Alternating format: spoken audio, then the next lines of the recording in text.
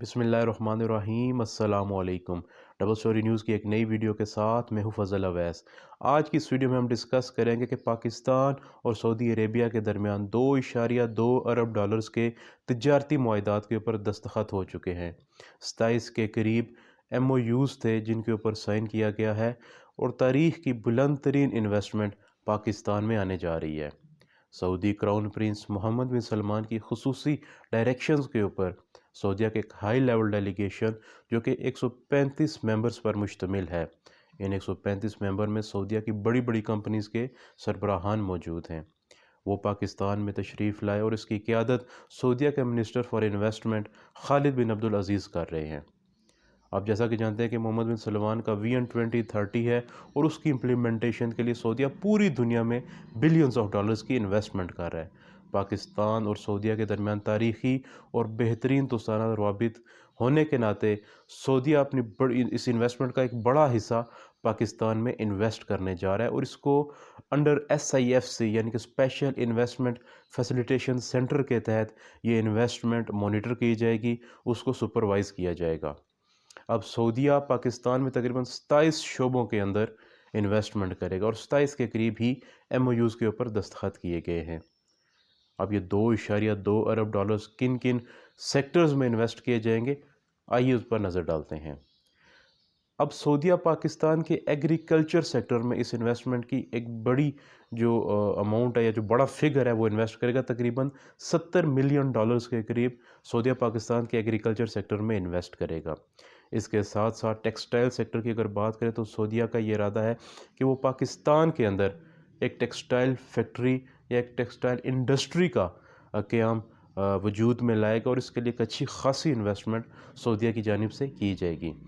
اس کے علاوہ IT کے شعبے میں بات کی جائے، IT سیکٹر میں سعودیہ انویسٹ کرنے کے لیے تیار بیٹھا ہوا ہے۔ اس کے علاوہ جو سعودیہ کا بڑا انٹرسٹ ہے وہ فوڈ اور سپائسز کے اندر ہے، یعنی کہ پاکستانی مسالہ جات پوری دنیا میں مشہور ہیں اور پوری دنیا میں پسند کیے جاتے ہیں۔ سعودیہ پاکستان سے سپائسز خرید کر پروسیس کر کے پوری دنیا میں یہاں سے ایکسپورٹ کرے گا، انکلوڈنگ سعودی عربیہ۔ اس کے علاوہ انرجی سیکٹر کے بڑے معاہدات کیے گئے ہیں۔ اس کے علاوہ پاور سیکٹر کے اندر بڑے ایگریمنٹس کیے گئے ہیں، اور سعودیہ آلریڈی پاکستان کے جو پاور سیکٹر ہے، جو انرجی سیکٹر ہے، اس میں اچھی خاصی انویسٹمنٹ کر چکا ہے۔ اب جیسا کہ آپ جانتے ہیں کہ فوڈ سیکٹر ایک سعودیہ کی ایک بڑی کمپنی جو کہ البیک ہے، وہ پاکستان کے فوڈ سیکٹر کے اندر بڑی انویسٹمنٹ کرنے کے لیے جا رہی ہے، اور البیک جو کہ سعودیہ کا ایک جانا مانا فاسٹ فوڈ برانڈ ہے، وہ پاکستان کے اندر اپنی ملینز آف ڈالرز کی انویسٹمنٹ لے کے آ رہا ہے، جو کہ بہت خوش آئند بات ہے۔ اب البیک 1974 میں بنا، اور اس کی مڈل ایسٹ میں اکراس مڈل ایسٹ 120 سے زیادہ برانچیز ہیں،